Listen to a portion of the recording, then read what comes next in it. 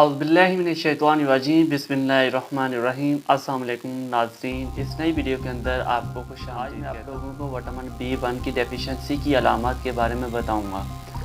Vitamin B1 जो हमारी body के अंदर ग्रोथ के अंदर आपका जो कद का बढ़ना है, ये विटामिन B1 की वजह से होता है। और बॉडी के अंदर जितने भी डेवलपमेंट होती हैं, सेल के अंदर फंक्शन, हम जो खुराक खाते हैं उसको कन्वर्ट करती है एनर्जी के अंदर, ये विटामिन B1 की वजह से होता है।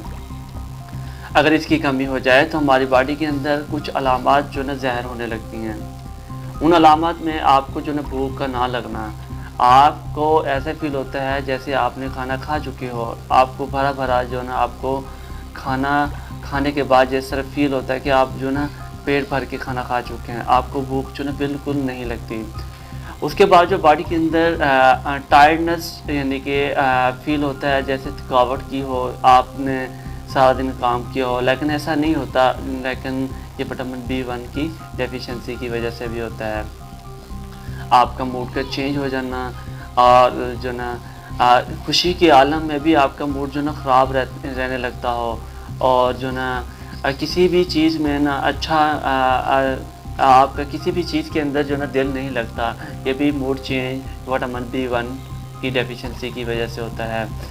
आपका जो नर्व डैमेज हो जाती हैं, ये भी विटामिन B1 की डेफिशिएंसी की वजह से होता है। अगर आपकी नर्व के अंदर नर्व बहुत ज़्यादा डैमेज हो गई हैं, B1 की डेफिशिएंसी अगर ज़्यादा हो जाए तो उसके अंदर जो न्यूरोपैथी जो हो जाती है, नर्व डैमेज हो जाती हैं, उसके अंदर जो ना बरबरी एक डिज़ीज़ है, नर्व थायमीन की जो कमी है। विटामिन B1 को थायमीन भी कहा जाता है। ये अगर उसकी कमी हो जाए तो उससे बरबरी एक डिज़ीज़ है, वो नर्व डैमेज हो जाती हैं। ये जो नर्व डैमेज होती हैं, इससे जो ना हमारे बॉडी के अंदर कुछ चेंजिंग आ जाती हैं। उसमें जो है ना आपके जो होंठ होते हैं वो कांपने शुरू हो जाते हैं, और उसके बाद जो ना आपके जो हाथ और पाँव जो होते हैं, ये सेंसिटिविटी जो होती है उसको खो देते हैं। मसलन आपके हाथ पाँव से अगर किसी गर्म चीज़ को लगाएं या ठंडी चीज़ को लगाएं, जो ना उसका जो रिस्पॉन्स जो होता है वो ख़त्म हो जाता है। आपकी जो हार्ट बीट होती है वो तेज़ हो जाती है या कम हो जाती है। ये विटामिन B1 की डेफिशिएंसी की नर्व के ऊपर जो इफ़ेक्ट होता है वो है। और उसके बाद आपके मसल्स के अंदर वीकनेस आ जाती है, आपको मेंटल कन्फ्यूजन हो जाती है। मेंटल कन्फ्यूजन के अंदर आपको जो ना गलत तासुरात का होना शुरू हो जाता है, जैसे हेलुसिनेशन हो जाती है, इल्यूजन होना शुरू हो जाती है। आप जो ना बोलने के अंदर आपको कन्फ्यूजन होती है, मसलन आप कुछ कहना चाहते हो लेकिन कुछ बात होती है। ये भी बेरीबेरी की अलामात में से है। बेरीबेरी दो तरह की हो सकती है, वेट बेरीबेरी और ड्राई बेरीबेरी। वेट बेरीबेरी जो ना हमारे लिए जो ज़्यादा ख़तरनाक होती है, क्योंकि इसके अंदर जो ना इमरजेंसी कंडीशन होती है, उसके अंदर हार्ट जो ना फेलर होने के ज़्यादा चांसेस होते हैं, और कुछ ही दिनों के अंदर जो ना डेथ काज हो सकती है। लेकिन ड्राई बेरीबेरी के अंदर ऐसा नहीं होता। उसके बाद जो ना आपकी जो आँखें होती हैं, इसके अंदर देखने में ना आपको धुंधलापन नज़र आता है। ये भी ऑप्टिक जो नर्व होती है, इसके अंदर इन्फ्लेमेशन हो जाती है। विटामिन B1 की डेफिशिएंसी की वजह से आपको जो नज़र आना जो ना धुंधलापन हो जाता है। जैसे जो ना अगर नज़दीक भी कोई चीज़ पड़ी है या दूर कुछ पड़ी है, आपको ऐसे फील होता है जैसे वो डबल हो, या फिर इस तरह लग रहा हो जैसे वो मोटा मोटा नज़र आने लग जाए। ये भी विटामिन B1 की डेफिशिएंसी की वजह से होता है। आपके हाथ और पाँव में ऐसे फील हो जैसे जो ना सुइयाँ चुभ रही हों, ये भी विटामिन B1 की डेफिशिएंसी की वजह से होता है। आपको उल्टी का आना या उल्टी ना आए लेकिन ऐसे फील होना जैसे उल्टी आने वाली हो, ये भी विटामिन B1 की डेफिशिएंसी की वजह से होता है। और अगर सीवियर विटामिन B1 की डेफिशिएंसी हो जाए तो उसके अंदर जो ना डेलीरियम, यह भी एक मेंटल डिस्टर्बेंस होती है थायमीन की वजह से।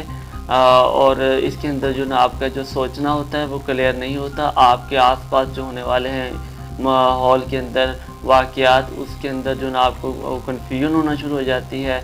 आपका जो बैलेंस होता है वो सही तरीके से नहीं हो पाता। इसके अंदर आप जो ना मसलन कन्फ्यूजन का शिकार हो जाते हैं, डिप्रेशन की तरफ जाते हैं, ये मूड चेंज की तरफ जाते हैं। आपका जो ना मसलन अगर खुशी का भी आलम हो आपको फिर भी मसलन वटामन खुशी का आलम हो फिर भी आपको ऐसा फ़ील हो जैसे आप जो ना कन्फ्यूजन हो डिप्रेशन हो और जो ना आपका मूड चेंज रहता है। ये सारी अलामत वो हैं जो विटामिन B1 की डेफिशिएंसी की वजह से होती हैं। उसके बाद जो है इसको पूरा करने के लिए कुछ खुराक के बारे में बताया जाता है। उसके अंदर जो ना वाइट राइस के अंदर आपको ना इसको विटामिन B1 की कमी को पूरा करने के लिए इस्तेमाल कर सकते हैं।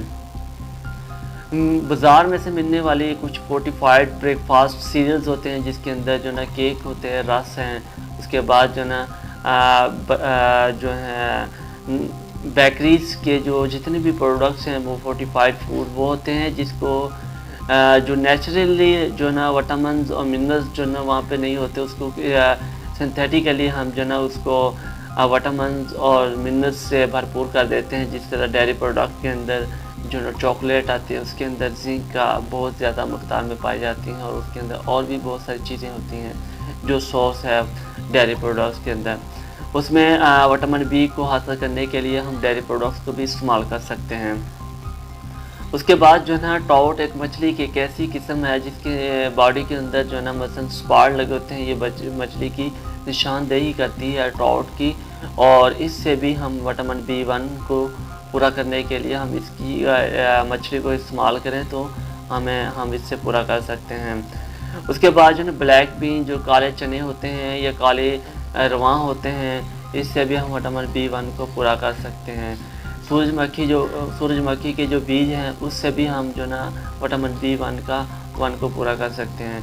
और कॉर्न स्क्वैश एक ऐसी स्पाइसी किस्म की डिश के लिए इसको इस्तेमाल कर सकते हैं। इससे स्क्वैश और कॉर्न स्क्वैश इससे हम जो ना डिश इस्तेमाल करते हैं और इसकी हम रेसिपी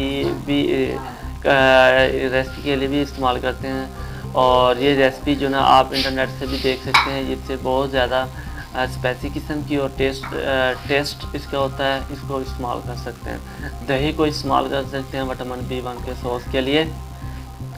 और छल्ली जो कॉर्न होती है उसको भी हम इस्तेमाल कर सकते हैं। आज के लिए इतना ही काफ़ी। खुदा हाफिज़।